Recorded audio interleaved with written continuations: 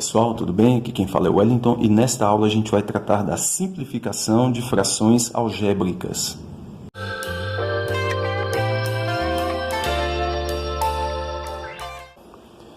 Bem, pessoal, para a gente começar, vamos entender o que é uma fração algébrica.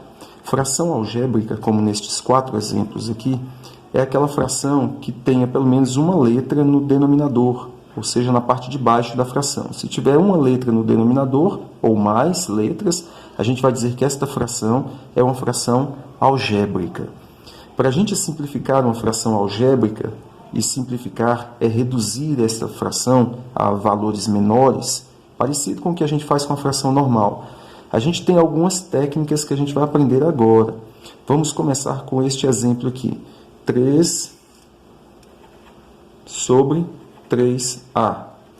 A princípio, como só tem este A aqui, a gente vai ignorar o A por enquanto. Vamos pensar apenas nos números. Para eu simplificar um número com outro, vamos lembrar, é como se fosse 3/3 aqui. Esquece o A por enquanto. A gente vai dividir o 3 de cima, o numerador, e 3 de baixo, por o mesmo número, divisor comum deles aqui, que no caso é o próprio 3. Aí fica 1 sobre 1A. Este 1 aqui tem que permanecer, porque se a gente tirar não fica nada, então continua 1. Porém, o 1 de baixo é 1 vezes A, que é o mesmo que A. Então, a gente pode deixar apenas o A. Neste caso, então, a gente poderia fazer, para chegar a esse resultado, sem ter que simplificar aqui, como os valores são iguais, a gente poderia simplesmente aplicar a técnica do cancelamento. Quando eu cancelo um número que é igual em cima e embaixo, o resultado dá 1. Aí a gente já vem direto para cá, né? E aí ficaria 1 sobre A. Este seria o resultado, então, desta primeira fração. Simplifiquei este número com este, cancelando aqui, aí fica 1 e 1. Então, fica 1 sobre 1A, que é A. No exemplo de baixo, a gente tem só letras. Para eu simplificar as letras, vamos fazer aqui no rascunho, eu posso pensar assim. Eu tenho m elevado a 6 é o mesmo que m 6 vezes aqui multiplicando. Fazer aqui. Eu tenho 6 vezes o m aqui multiplicando. Sobre 8.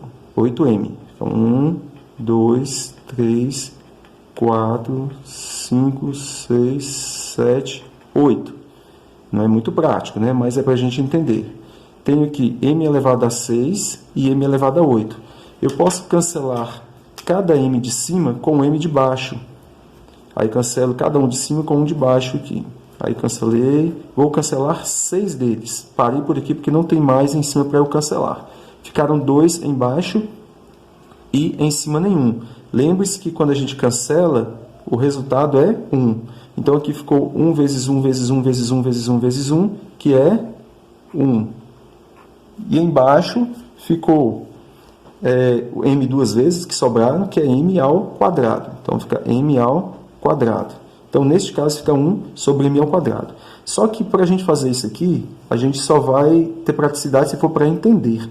A gente, na verdade, não vai fazer isso aqui toda vez, porque se o expoente for muito elevado, se fosse um 10 aqui, 15, por exemplo, você ia ter que fazer m 15 vezes. Dá muito trabalho.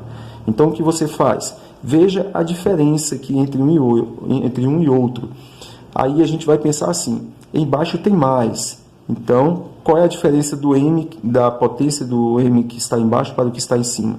8 menos 6 dá 2. Então, vai ficar m elevado a 2. Em cima, como era o expoente menor, a gente vai simplesmente cancelar, fica 1. Então, onde tiver o expoente menor, vai ser 1. E a diferença fica com o que tem expoente maior. Vamos fazer um outro aqui, só para a gente entender. Se fosse x elevado a 10 sobre x elevado a 7.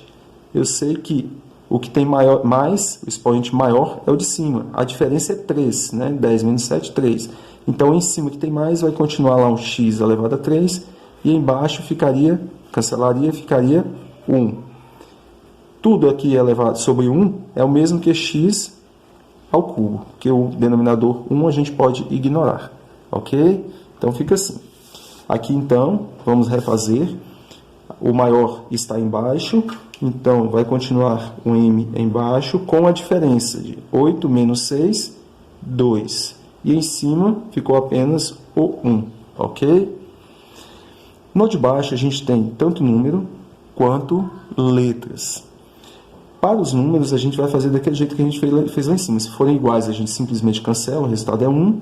Mas aqui, como não são iguais, a gente vai simplificar. 9 e 6 a gente consegue simplificar. Opa, saiu. Aqui a gente consegue simplificar o 9 e o 6, fazendo um rascunho aqui de novo, como se fosse a fração 9 sextos. 9 sextos dá para simplificar por 3, que vai ficar 9 dividido por 3 e 6 dividido por 3. Simplifico pelo mesmo número aqui, usando o mesmo divisor para os dois. Então, fica 3 meios. Então, a parte dos números fica 3 meios. E a parte das letras a gente vai fazer do jeito que a gente aprendeu aqui, ó. Ficaria x a sétima sobre x ao quadrado. Onde tem o expoente maior é em cima, no numerador. E a diferença é 5. 7 menos 2, 5. Então, vai ficar um x à quinta em cima. E embaixo ficou o 1. Aí aqui, como este 1 vem para cá, viria para cá, ó, multiplicando aqui vezes 1, eu posso até colocar, ó, ficaria vezes x à quinta e o 1 embaixo aqui. Este 1 aqui. Ó. Só que neste caso, 2 vezes 1, a gente pode deixar apenas o 2. Então, fica 3 vezes x à quinta, que fica 3x à quinta, sobre 2 vezes 1, 2. Pronto, a gente simplificou a fração. Agora, a gente tem na letra D aqui, uma expressão em que aparece um binômio. Neste caso, quando tiver uma subtração ou adição, a gente vai ter que ter mais cuidado para simplificar. Eu não posso sair cancelando ou simplificando número com número, não posso. Primeiro, eu vou ter que fatorar as expressões que puderem ser fatoradas. Neste caso aqui, a gente tem a diferença de 2 quadrados.